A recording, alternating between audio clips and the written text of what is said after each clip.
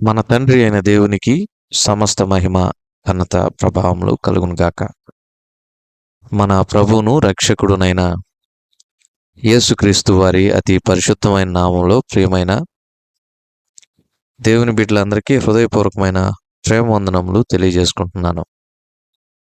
దేవుని పరిశుద్ధ గ్రంథంలో నుండి ఆదికాండము 32వ అధ్యాయం 13వ వచనం నుండి 21వ వచనం వరకున్న వాక్య భాగాన్ని ధ్యానం చేద్దాం.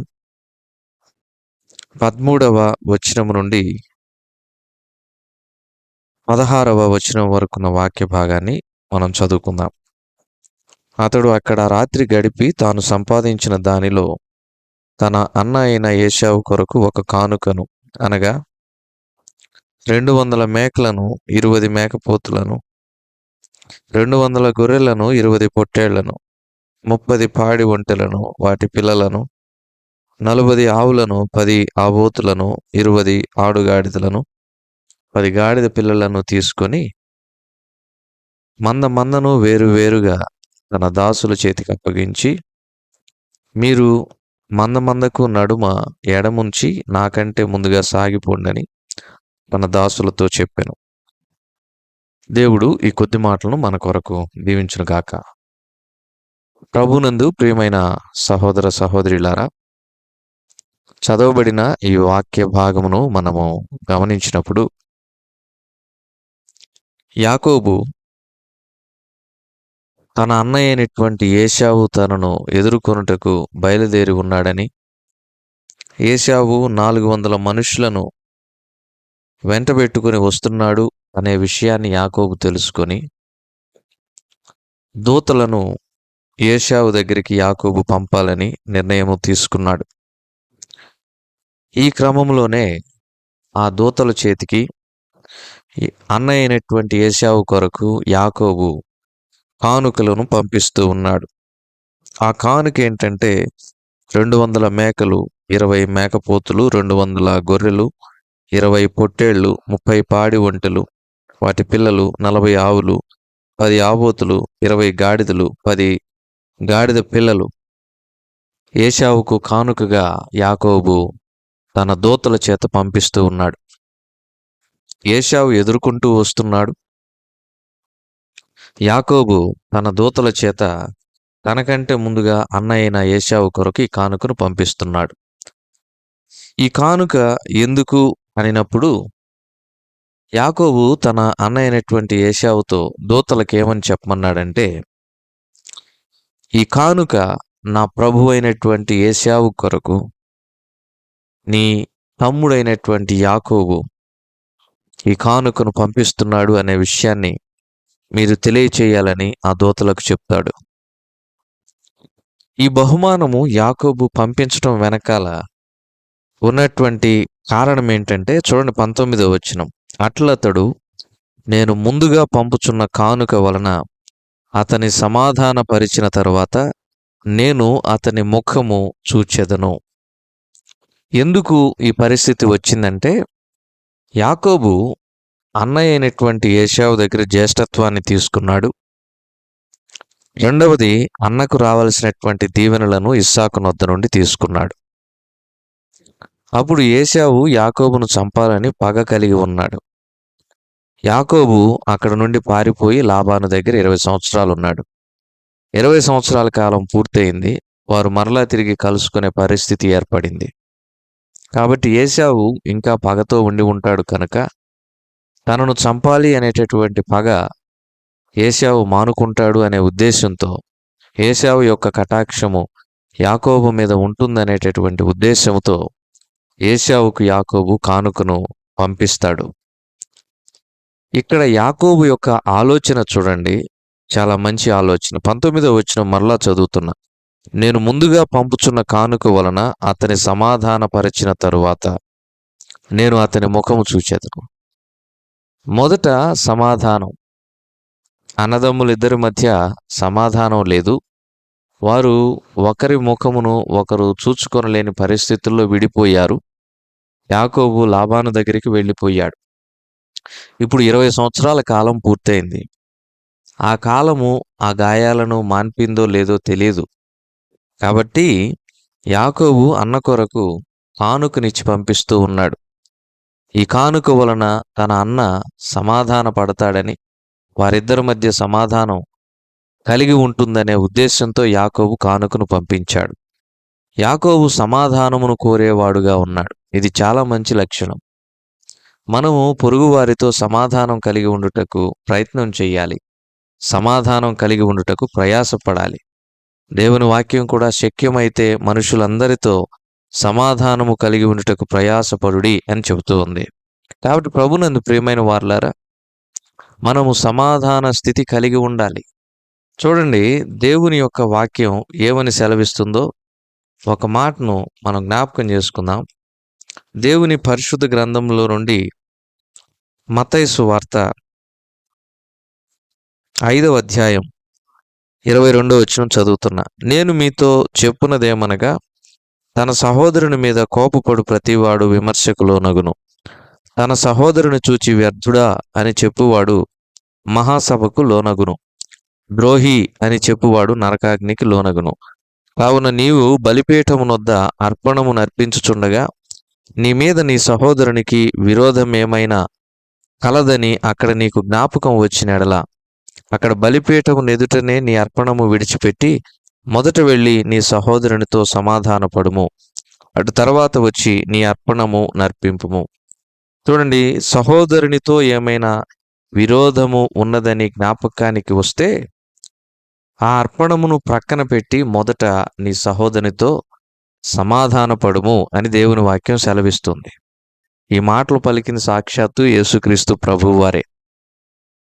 దేవునికి మానవునికి కూడా అగాధం ఏర్పడింది కదా. దేవుడు అనుగ్రహించిన మహిమను మానవుడు పోగొట్టుకున్నాడు, పాపం చేసి దేవుని ఆజ్ఞను అతిక్రమించి.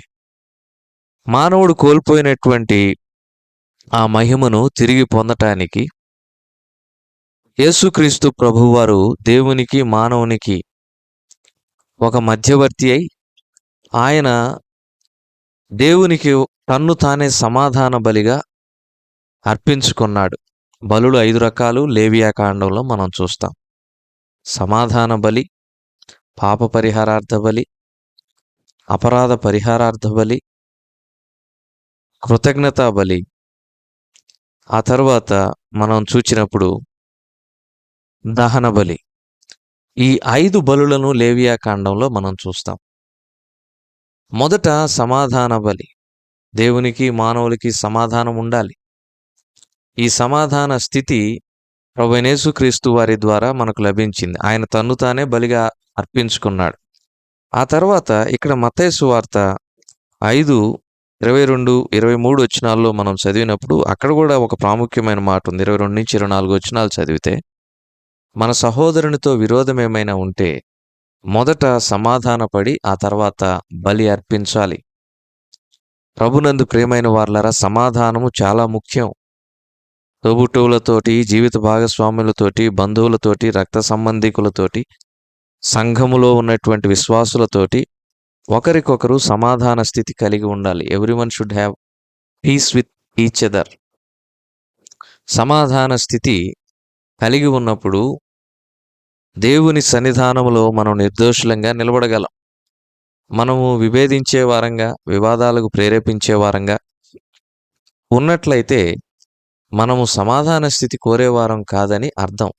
మూర్ఖుడు ఎప్పుడూ కూడా ఏం కోరుకుంటాడు? పోరునే కోరుకుంటాడని సామెతల గ్రంథంలో రాయబడింది.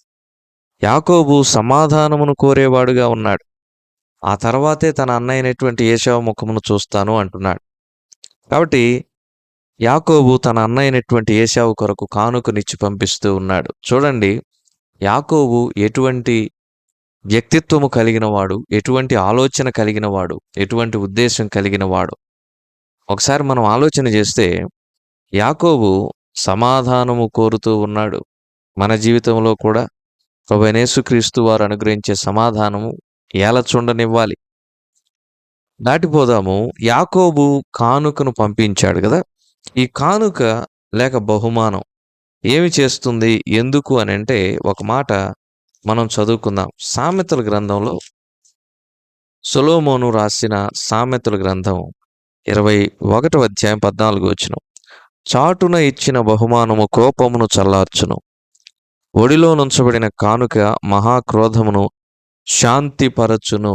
దేనికి కానుక? అన్నైనటువంటి ఏశావుకు తమ్ముడైనటువంటి యాకోబు కానుకను ఎందుకు పంపిస్తున్నాడు? బహుమానమును పంపించాల్సినటువంటి అవసరం ఏంటి? చూడండి, చాటున ఇచ్చిన బహుమానము కోపమును చల్లారుస్తుంది. రెండవది, ఒడిలో నుంచబడిన కానుక మహాక్రోధమును శాంతిపరుస్తుంది. It will establish peace. ఇద్దరికి విభేదములు ఉన్నాయి, ఇద్దరి మధ్య వైరుధ్యం ఉంది అనుకోండి. ఈ పరిస్థితి సద్దుమణిగి ఇరువురి మధ్య సమాధానం ఏర్పడటానికి బహుమానము లేక కానుక ఉపయోగపడుతుందని దేవుని వాక్యం సెలవిస్తూ ఉంది. యాకోబు అన్నతో పోరును కోరడం లేదు, అన్నతో సమాధానమునే కోరుతూ ఉన్నాడు. అన్నతో యాకోబు వివాదములను విభేదములను కోరడం లేదు. అన్నతో యాకోబు ప్రేమ కలిగి ఉండాలి అనుకుంటున్నాడు, కలిసి ఉండాలి అనుకుంటున్నాడు.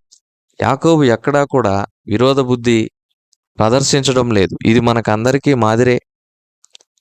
అపోస్తలుడైనటువంటి పౌలు కొరింథీయులకు రాసినటువంటి మొదటి పత్రికలో చెప్తున్నటువంటి మాట ఏంటో తెలుసా? మీలో కక్షలున్నాయి, విభేదములున్నాయి అని చెప్తూ ఉన్నాడు. కొరింథీయుల పరిస్థితి అంత దయనీయంగా ఉంటూ ఉంది.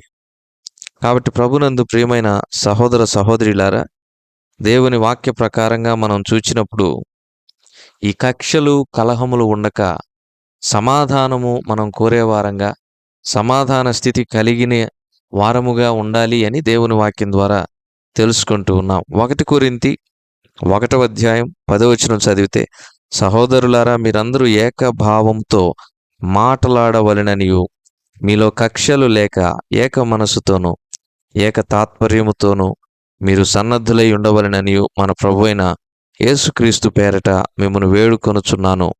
నా సహోదరులారా, మీలో కలహములు కలవని మిమ్మను గూర్చి క్లోయే ఇంటివారి వలన నాకు తెలియవచ్చెను. మీలో ఒకడు నేను పౌలు వాడను, ఒకడు నేను అపోల్లో వాడను, మరి ఒకడు నేను కేఫా వాడను, ఇంకొకడు నేను క్రీస్తు వాడనని చెప్పుకొనుచున్నారని నా తాత్పర్యము. చూడండి, కొరింథీ సంఘములో ఏమున్నాయంట? విభేదములు ఉన్నాయంట, కక్షలు ఉన్నాయంట, కలహములు ఉన్నాయంట.